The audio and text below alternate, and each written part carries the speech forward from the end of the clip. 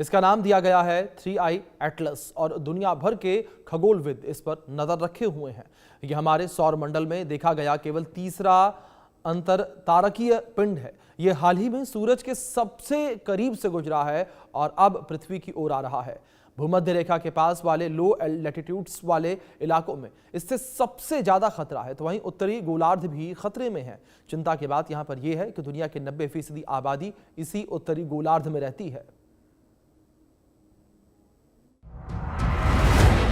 1 जुलाई 2025 chilli के रियो Hurtado में मौजूद एटलस टेलीस्कोप नेटवर्क ने दर्ज किया एक अनोखा संकेत, एक ऐसा पिंड जो हमारे सौर मंडल से बाहर से आया था। नाम दिया गया 3I एटलस। यह अब तक का तीसरा इंटरस्टेलर ऑब्जेक्ट है, यानी सूरज से बंधा नहीं बल्कि किसी और तारे से निकलकर हमारे पास आया एक यात्री। वैज्ञानिकों के मुताबिक 3I एटलस अक्टूबर 2025 के आखिरी तक सूरज के सबसे करीब पहुंचा। करीब 1.4 खगोलीय इकाई की दूरी पर धरती के पास आने की कोई संभावना नहीं। इसका न्यूनतम फासला लगभग 1.8 AU यानी खगोलीय इकाई रहेगा। लेकिन इसकी उड़ान से ज्यादा चौंकाने वाला है इसका व्यवहार। जेम्स वेब स्पेस टेलीस्कोप के आंकड़ों ने बताया कि इसके कोमा यानी गैस क्लाउड में कार्बन डाइऑक्साइड की मात्रा पानी से 8 गुना ज्यादा है। सामान्य धूमकेतु में ऐसा अनुपात कभी नहीं देखा गया और इसकी पूंछ नीली रोशनी से चमक रही है। हाँ, नीली।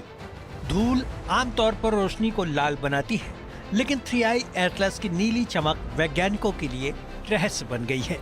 इस ऑब्जेक्ट का रंग, इसकी कक्षा और इसमें से निकलती गैस की धाराएं सब कुछ किसी सामान्य धूमकेतु जैसा नहीं है।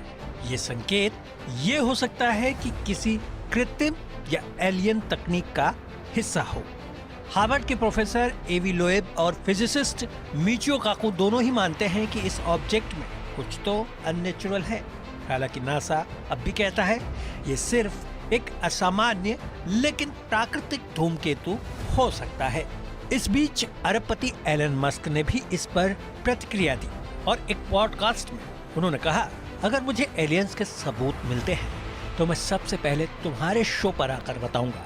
और मुस्कुराते हुए मस्क ने यह भी जोड़ा, मैं कभी आत्महत्या नहीं करूंगा, अभी भी नहीं। तो सवाल यही है कि क्या 3I एटलस किसी एलियन सभ्यता का संदेशवाहक है या बस एक रहस्यमयी धूमकेतु जो हमें हमारी सीमाओं की याद दिला रहा है। वैज्ञानिक अभी जांच में जुटे हैं, लेकिन इस कहानी से एक बात साफ हो गई कि हम ब्रह्मांड में अकेले नहीं हो सकते हैं।